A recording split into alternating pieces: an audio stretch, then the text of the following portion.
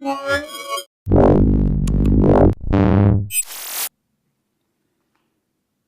I'm Roland with Mobile Geeks, and this is the Nvidia Tegra Note 7. In this case, it's the version from EVGA, which is their European retail partner. It's been developed by Nvidia to actually make the Tegra 4 more popular. They couldn't get any design wins with the bigger manufacturers, or at least not many. There's a bunch of tablets using the Tegra 4 from Asus or an HP, for example.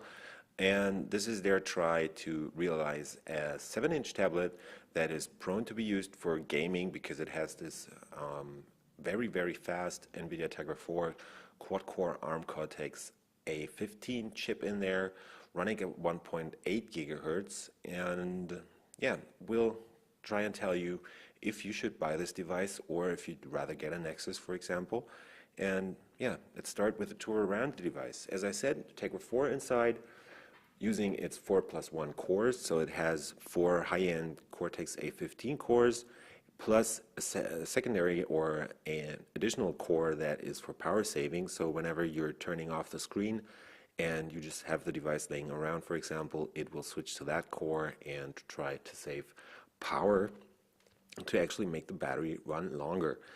We have a 7-inch screen, 1280 by 800 resolution, so it's only a WXGA resolution, not a full HD resolution as on the Nexus 7, for example. So it's not as sharp and not as crisp as on the Nexus 7, for example, but it is still a decent screen. So you have an IPS panel that has decent viewing angles. If you look from the sides, you'll see that the viewing angles are very stable actually. The brightness is alright. It's not the brightest screen actually. For inside your house when you're gaming, it is totally alright, even at night outside. But in the bright sunlight, you're going to have some problems reading that screen. Apart from that, we're dealing with two big front speakers right here, which are doing a good job at keeping you entertained. So the sound is pretty good. There's even some bass in there, which will actually make you like this configuration, having both speakers on the front, like HTC has been doing on their HTC One, for example, and a couple other manufacturers, like even Samsung, for example, has their speakers on the front of the device. There's one big disadvantage to this is when you hold it like this for gaming, for example, you will very fast end up covering the speakers on the front. On the front, there is a tiny VGA camera up here and the brightness sensor as usual.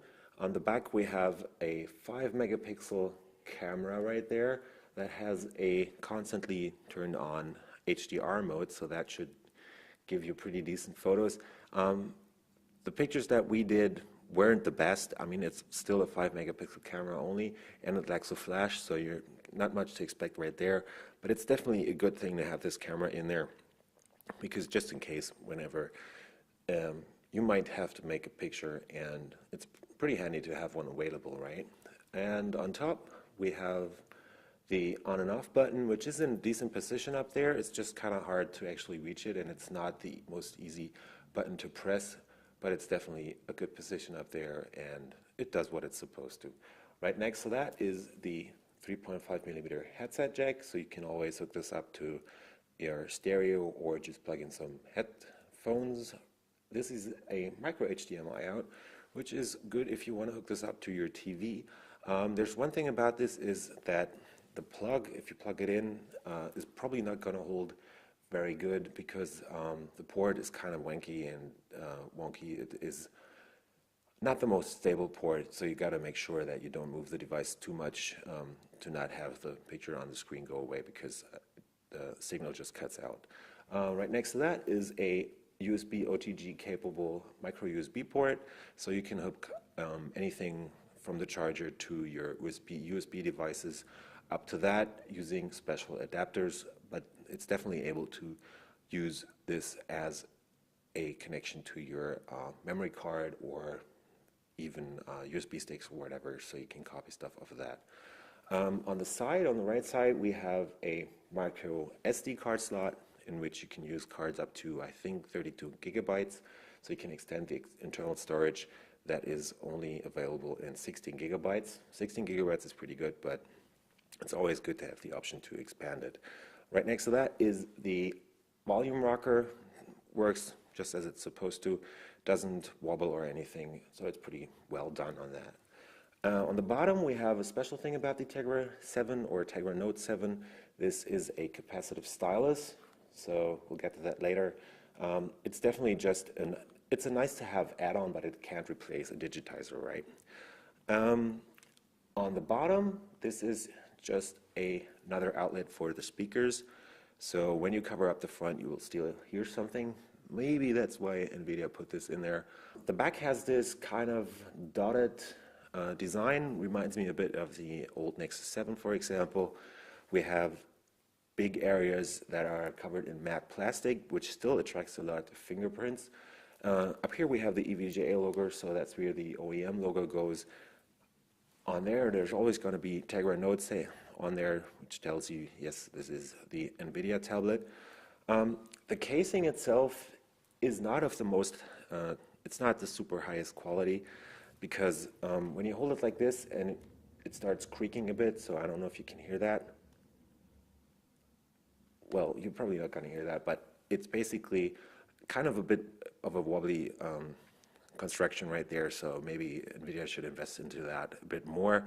It's fully made out of plastic. It doesn't feel cheap, but it's not. It's basically mediocre quality, and you might want to consider another device if you're looking for a super high quality casing. But again, this is only a $200 device, so that's actually, you get what you pay for, right? The sides of the screen, or the bezel around the screen, is not the smallest, but it's actually a good thing to have a bit of a bezel right here, so you can use it with bigger hands like mine and don't always end up touching the screen. There is palm rejection in here, but that only works when you pull out the stylus. The areas on the sides, that's actually a pretty good idea to leave a bit of room, so makes it easier to hold when you're in a gaming mood. The thickness of the device is at 9.6 millimeters, so that's pretty average for a 7-inch device. The whole thing weighs in at 320 grams, so that places it right in the middle between the Apple iPad mini and the new Nexus 7 from Google. There's 1 gig of RAM in here, which is totally fine, because the CPU, or the Tegra 4, is making the amount of memory in there not really matter at all anymore, because you can still reach very high benchmark levels. So this goes up to 35,000 points in Antutu benchmark, for example. So that just goes to show how powerful that chip is, because that's actually more than you get on a Snapdragon 800 and a Tegra and a Galaxy Note 3, for example. So gaming is just as smooth as the benchmarks. So all the games that I tried, so we have up here Dead Trigger 2, Anomaly 2, Shadowgun Dead Zone, Real Racing, GTA, Riptide, Asphalt 8, and a bunch of others. They all run very smooth. You even have access to the Tegra Zone, which is down here, which is one of the apps that Nvidia actually pre-installs. My internet connection is really bad right now, so I can't really show you that. The games that you download from Tegra Zone are specially modified games from the developers that are working with Nvidia, so you get a couple of more effects in there. They make games look a bit better, but all the other games that we tried are totally smooth on this, because this is actually a very good gaming device, because the power that it has is totally enough. There's one big downside to that, to all the power that this chip has, which is it has a problem with heat dissipation. So on the back right here, when you start gaming and you keep gaming for a while, the back will get very hot. You'll end up having temperatures up here of around 110 Fahrenheit or 45 degrees Celsius, which is actually quite a lot for a tablet to put out. And another big disadvantage is, because of all that power, the battery life is not going to be the best when you're gaming on this device, or when you're really using it for hardcore gaming. Let's go down to the battery menu right here. So this has been running for an hour or something. I've been doing a quick, just a short gaming session, so it's already gone down to 88%, which is also because the screen is at the highest brightness and stuff, but still, after 2 or 3 hours, you're gonna have to recharge the device again because the battery is going to be running out. It is a 4,100 milliamp hour battery, which is a pretty decent size for a device like this. It should give you 10 up to 13 hours, is actually what we reached in regular usage without gaming, just surfing the web through Wi-Fi and having the screen set at 50 to 75% brightness.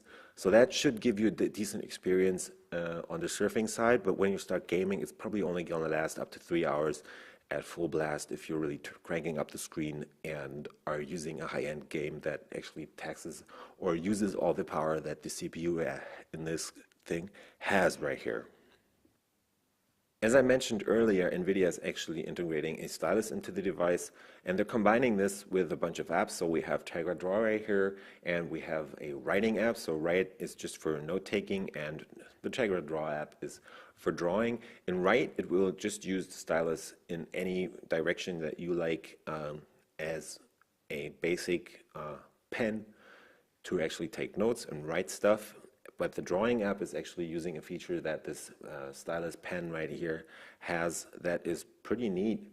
What they've done is they've integrated a tip that is slightly angled so you can actually use this with different pen or brush widths, and it will help you do some drawing and stuff on this, but it's still not a digitizer pen, so you won't get the same accuracy or pressure sensitivity that you are maybe used to from a stylus that is an active stylus or a digitizer.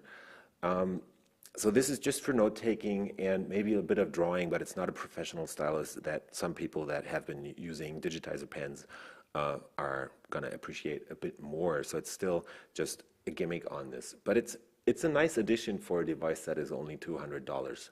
So what's my impression of the Tegra Note 7? I think it's a pretty good example of how a big company like Nvidia is trying to make its chip more popular, and working with the smaller OEMs actually gives them the chance to compete in markets where Nvidia wouldn't be able to get any design wins. So we have EVGA, Zotac, and Gigabyte, for example, and I think even HP putting out this device under their own brand names so they can actually reach a lot of markets. The power is awesome. It is just above 35,000 points in Antutu, as I said, and the gaming stuff works totally well because it is a very powerful CPU. You will always have to deal with a bunch of battery issues, but that's just the case on just the same thing as on other tablets. The casing is not of the most highest quality, but it is well built, but it's still, well, kind of mediocre. The weight is totally fine. The power is a lot, even though it only has 1 gig of RAM. Using a standard Android 4.4.2 KitKat on here is a good thing. Nvidia only adds in a bunch of smaller additions, so they have these special icons so you can actually lock the device for only using the pen, and have a bunch of other drawing features in here. Plus they give you the Tegra Zone, which lets you have access to specially modified games that offer more visual bling, that's what I would call it, to make it look good on here. So for $199, that's actually a pretty good device, except the only points that I'm basically whining about is just the quality on the casing and the screen resolution, which definitely should be higher on this, but that would also drive up the price. So they probably stayed away from that to keep the price down at just under $200 US. So I was rolling from Mobile Geeks, checking out the Nvidia Tegra Note. See you later.